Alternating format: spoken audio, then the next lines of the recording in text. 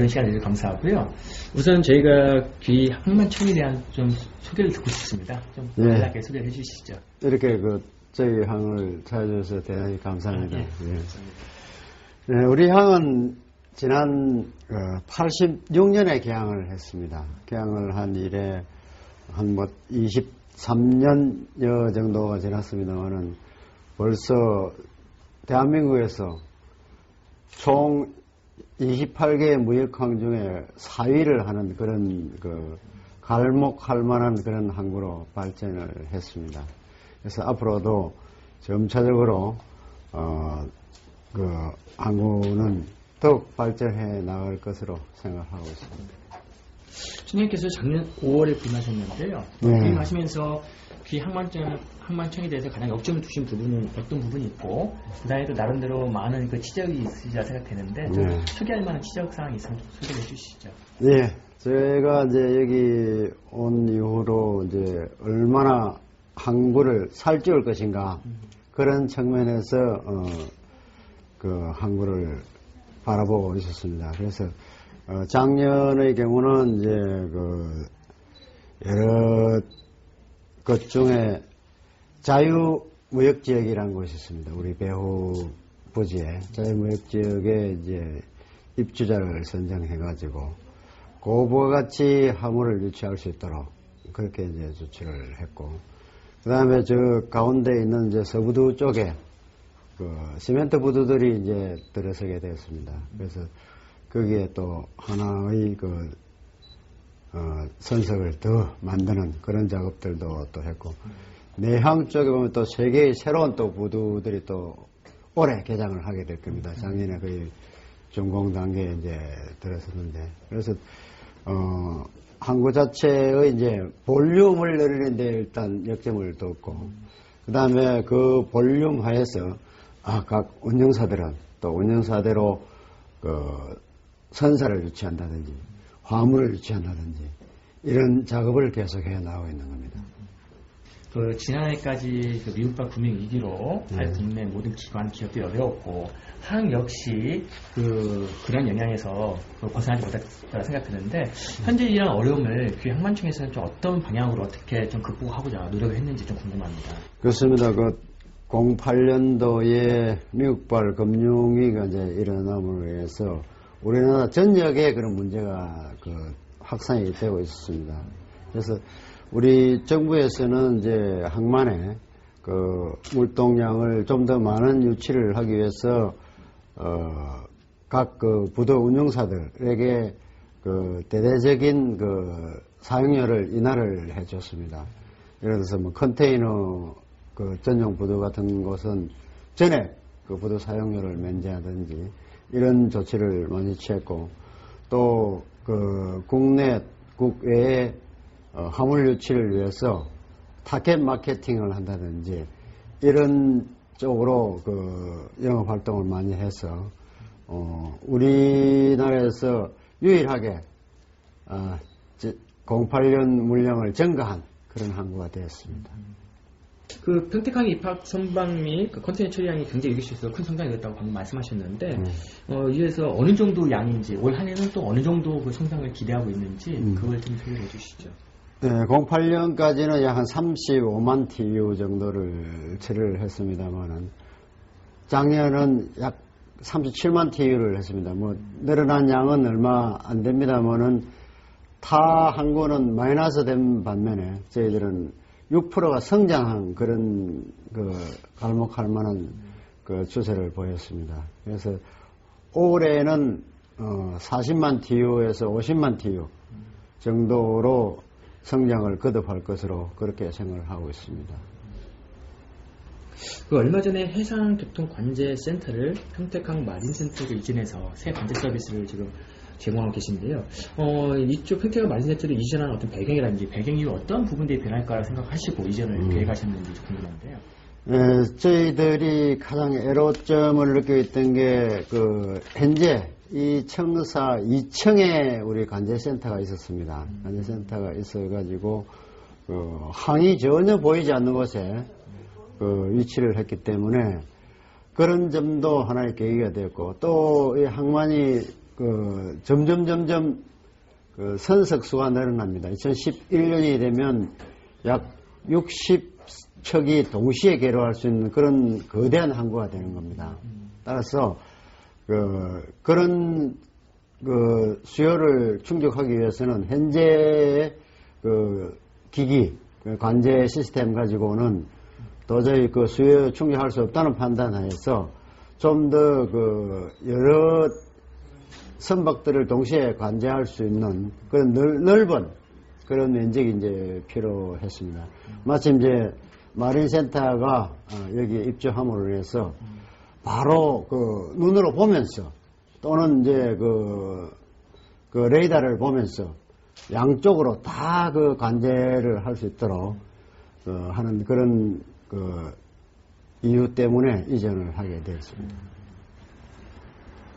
평택항의 최대 강점은 무엇입니까? 주변에서 많이 그게 궁금해 하던데.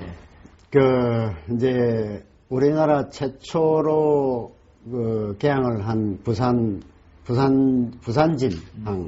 그 다음에 인천 제물포항, 이런 것들이 이제 있었지 않습니까? 그런 것들이 이제 최초로 이제 개항을 했는데, 평택항은 수도권, 그죠? 서울, 경기, 인천, 여기에 약 2천만 이상의 인구가 지금 살고 있습니다. 그래서 배후 인구가 대단히 많다는 것.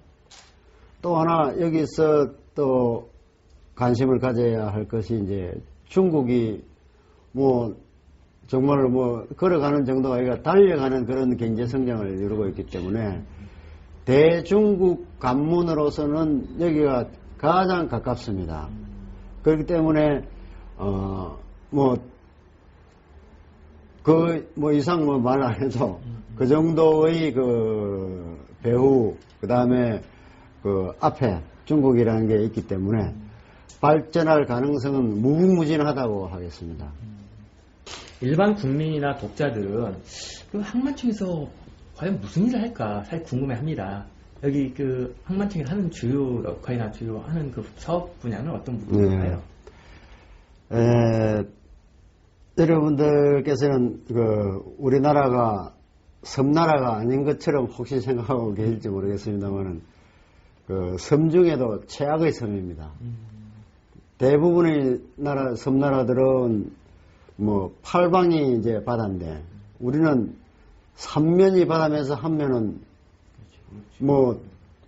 물이 있는 게 아니라 다 아시다시피 이제 그런 섬나라인데 모든 우리 수출입 물동량의 99%가 항만을 통해서 들어오고 나오고 합니다. 나머지 1%가 이제 항공을 통해서 수출입이 이제 되는 건데 사실 모든 먹거리라든지 원료라든지 이런 모든 것들이 항만을 통해서 들어오고 나가고 지금 하게 되어 있는 겁니다.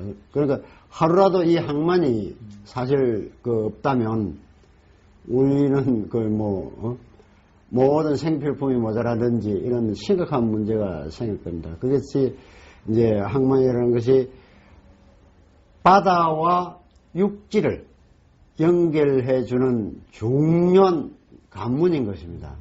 그래서 외국에서 물자를 싣고 선박이 항구에 들어오면 그 항구에서 하역을 해서 필요한 곳에 수송해주는 항구란 육지와 바다를 연결해주는 하나의 결절점이다 라고 생각하시면 되겠습니다. 총장님께서 생각하시는 올 한 해 귀 항만청의 가장 주요 경영 키워드는 무엇이고 앞으로 중장기적으로 항만청의 발전 계획에 대해서는 어떻게 갖고 계신지 좀 궁금합니다. 네, 우리 올해의 키워드는 변신하는 평택 당진항입니다. 우리 항을 작년에 와 보시고 올해 또 와 보시면 한마디로 천지개벽하는 그런 항구가 지금 되고 있습니다. 매년 새로운 부두가 생기고 또 새로운 또 건물이 생기고 이렇게 될 겁니다. 올 연말만 되더라도 이제 배후부지에 수많은 이제 건축 물들이 이제 또 들어서게 될 것이고, 저쪽 이제 당진 측으로 보면 이번에 화입식 당진 제철 그 현대제철이 화입식을 하였지 않습니까? 그 화입식을 이제 한 이후로 올해 400만 톤, 내년에 또 400만 톤, 800만 톤 이제 그 철광석이 철강이 이제 생산이 되게 되면 그쪽에서도 큰 배, 그러니까 15만 톤 내지 20만 톤짜리 배들이 내년부터 120척씩 들어오게 됩니다. 그리고 그 옆에 있는 동부 제철이라든지 동국 제강이라든지 이런 그 철강 회사에서도 약 400만 톤의 그 철강이 이제 생산이 되는 겁니다. 그래서 올해부터 내년에 걸쳐서 선박 척수가 대형 선박이 대폭적으로 지금까지 들어오지 않던 선박들이 이제 들어오게 되는 그런 이제 그 항구가 되는 것이고, 그 다음에 서부도 쪽에 보면 또 2개의 그 시멘트 부두가 또 개장을 하게 될 겁니다, 올해. 그래서 거기서 또 수많은 또 그 물동량이 이제 창출이 되고, 그 다음에 이쪽 그 동부두 쪽에 내항에 또 3개의 컨테이너 부두가 또 올해 개장을 하게 됩니다. 그에 따라서 그야말로 올 연말 정도 되면 또 한 번의 천지개벽을 하는 그런 항구가 될 겁니다. 좀 이쪽 평택 항만청이 타 시대 항만청과의 어떤 차별화라든지 이런 부분에서 우리가 좀 강점인 부분이 있다라고 좀 내세우신다면 어떤 부분이 있을까요? 타 항만에는 이제 그냥 국가에서 직접 운영하는 항만이 있고, 그 다음에 그 항만공사가 또 설립되어 있는 그런 것들이 이제 있습니다. 근데 여기 우리 평택항의 이제 특성은 항만공사가 설립되어 있는 곳은 이제 부산하고 인천이 울산하고 세 군데가 이제 되어 있고, 그 다음에 그건 이제 국가에 소속된 이제 공사가 되겠습니다. 근데 여기는 그 국가에 소속된 공사가 아닌 경기도가 설립한 평택항만공사가 있습니다. 그래서 이제 그게 이제 좀 차이점인데, 우리 그 경기도지사님께서 김문수 도지사님께서 이 항구에 대해서 많은 애착을 가지고 계십니다. 그래서 적극적으로 이 항구를 지원해주는 어떤 그런 측면이 또 있기 때문에 저로서도 매우 감사하게 생각하고, 이 항구 발전을 위해서 우리 서정호 사장님이라든지 이런 분들도 적극적으로 마케팅 활동을 이제 해주시니까 저로서도 많은 도움이 되는 부분이 되겠습니다. 청장님에 대한 간략한 얘기를 좀 소개해 주시죠. 저는 84년부터 이제 공무원 생활을 시작했는데, 처음에 교통부에 근무를 하게 됐습니다. 근무를 하다가 건설부와 이제 합치게 됐죠. 95년도에 합치게 돼가지고 건설부에 주로 이제 있으면서 5년 동안 물류 쪽에 근무를 했습니다. 그 당시만 해도 평택 이 당진항이, 그때는 아마 명칭이 평택항이었던 96년도부터 2000년까지 제가 물류 부분을 이제 하고 있었는데, 그때만 해도 아마 평택항이라고 이름이 지어져 있었을 거예요. 그래서 그때는 평택항이 그냥 항만 있었지 컨테이너 한 개가 없었습니다. 그런 시절이었는데, 그 당시에 이제 제가 양산 ICD, 그 다음에 군포 복합 화물터미널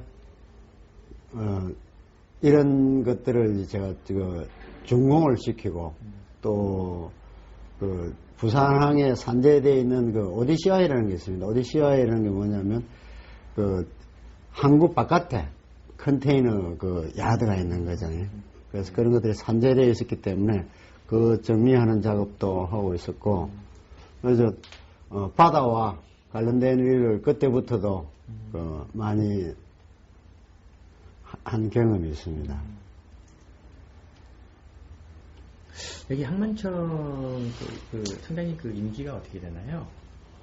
대개 이제 그 1년에서 한 2년 정도는 근무를 하고 있습니다. 제가 그냥 국내 많은 그 기관장, 그다음에 기업 CEO를 만나보면은 참 외국 CEO에 비해서 너무나 그 일에 대한 열정이 많다 보니까 본인의 어떤 건강 개인 관리에 있어서 상당히 좀 부족하지 않나라는 생각이 드는데 혹시 선생님께서는 개인적으로 본인의 어떤 개인 관리, 건강 관리를 좀 어떻게 하는지 좀 궁금한데 좀 말씀해 주시죠. 그걸 뭐 특히 하는 건 없습니다만은 매주말 그 테니스를 합니다. 그래서 그걸 가지고 한 일주일은 이제 버티는 그런 행동입니다. 예. 그럼 테니스 실력이 상당히 실력급이시겠네요. 예전부터 즐기셨으면. 그냥 넘기는 정도죠. 그럼 여기서는 어디서 보통 주로 테니스를 치시나요? 우리 뭐 사무실 뒤에서도 하고 또 또 뭐 시간 나면 또 우리 동네에 가서도 하고. 자, 말씀하신 것처럼 평택항이 평택 당진항이라고 부르는 게 정확한 거죠. 예전과 달리 잘 늦게 개항했는데 불구하고 사실 어떻게 보면 우리나라 사회고가 부상할 정도로 굉장히 많은 노력들이 있었습니다. 문제는 현재 이런 위치에서 더욱더 발전하기 위해서는 어찌됐든 아까 말씀하신 것처럼 어떤 홍보 마케팅 부분이 상당히 좀 필요하다고 생각되는데 그런 부분에서 현재 어떻게 지금 이루어지고 있나요? 예, 우리 항이 이제 그 물동량 추이를 보면 80%가 수입, 20%가 수출입니다. 그걸 볼 때 수입 항구가 지금 되어 있는 그런 형국인데, 자, 물동량을 늘리기 위해서는 수출을 늘려야 되겠다.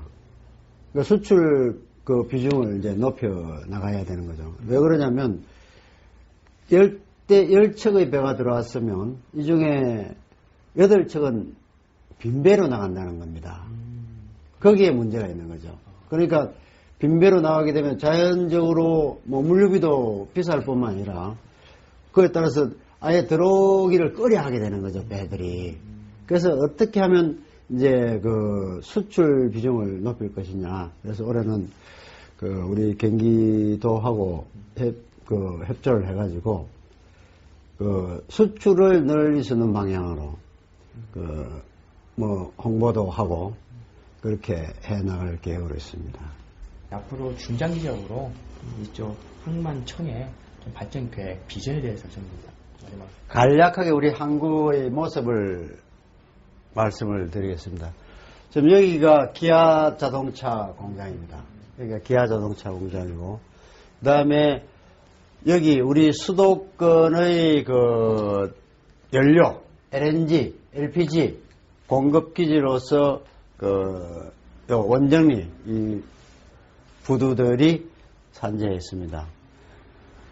그 다음 여기가 지금 흰색으로 되어 있는 부분, 흰색으로 되어 있는 부분들이 현재 운영되고 있는 그런 그 부두들입니다. 이쪽들이 다 그런 부두고, 그 다음에 파란색 이런 것들이 현재 건설 중에 있는 그런 부두들입니다. 다 건설 중에 이제 있는 그런 것들이고, 그 다음에 나머지 이런 부분, 붉게 되어 있는 이런 부분들, 노랗게 되어 있는 이런 부분들은 장래 계획으로 지금 되어 있습니다. 2011년 정도가 되면 이제 한 60개 선석이 되니까 현재의 인천항 수준에 이제 내년 되면 이르게 되는 것이고, 그 이후에 이런 이제 부두들이 전부 이제 개발되게 되면 거의 뭐 인천을 능가하는 그런 이제 그 항구가 될 겁니다. 그 다음에 이게 약 한 400만 평의 그 배후 부지가 되겠습니다. 이 배후 부지에 예를 들어서 수입 또는 수출, 전진 기지로서 앞으로 역할을 하게 될 겁니다. 향후 그 이쪽 그 항해 경제 자유구역이 약 620만 평이 이제 들어서게 되고, 그 다음에 이쪽 당진 측에서도 항해 경제 자유구역이 이제 들어서게 될 겁니다. 이런 이제 배후 부지들이, 배후 기지들이 이제 들어서게 될 것이고, 그 다음에 현대제철도 향후 철강을 제철을 약 1200만 톤 연간이 한다니까 철광석이 들어오고 그 다음에 유연탄이 들어오고 이렇게 됨으로 인해서 여기서 물동량 일어나는 게 약 2천만 톤이 될 겁니다. 그 다음에 이쪽에 이제 동부제철, 동부 제각이 이제 입주를 하고 있는데 올해부터 여기도 이제 본격적으로 이제 가동이 되게 될 것입니다. 그 다음에 그 이후에 또 이 배후 부지를 더욱 이제 확장을 시켜서 지금 물동량의 배 이상이 점차 이제 이렇게 활성화되게 되고 이런 뒤쪽에 있는 이런 부지들이 이 당진척은 그야말로 세계 보기 드문 철강단지가 될 겁니다. 여기는 철강단지. 이런 식으로 이제 되게 되어 있기 때문에 우리 평택 당진항의 잠재력이라는 것은 상상을 초월할 정도가 될 겁니다.